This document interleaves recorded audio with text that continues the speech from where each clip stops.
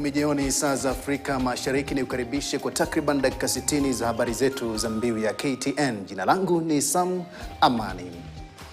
Makazi yasiyokuwa rasmi kuna kuishi wafanyakazi wa mashamba ya maua kwenye kaunti ya Nakuru yametajwa kuwa maeneo hatari ya visa vya dhuluma kwa watoto.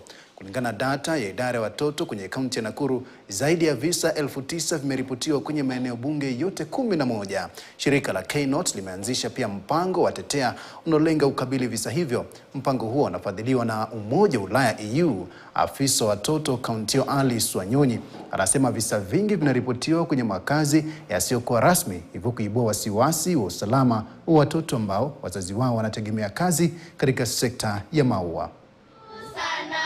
Tetea tawashukuru.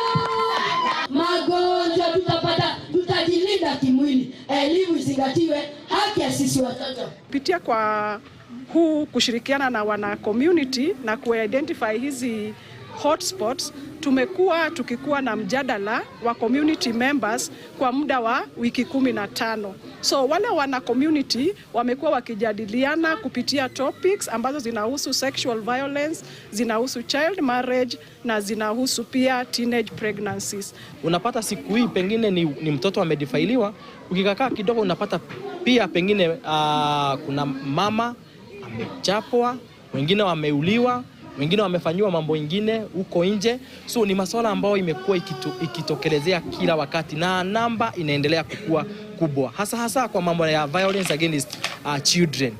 We need a child protection policy. In Nakuru we don't have one. And we are just making some requests that we can start the process, because at the end of the day this child protection policy will give direction as in how the county is going to operate, how the county is going to allocate resources, how the county is going to take care of their children.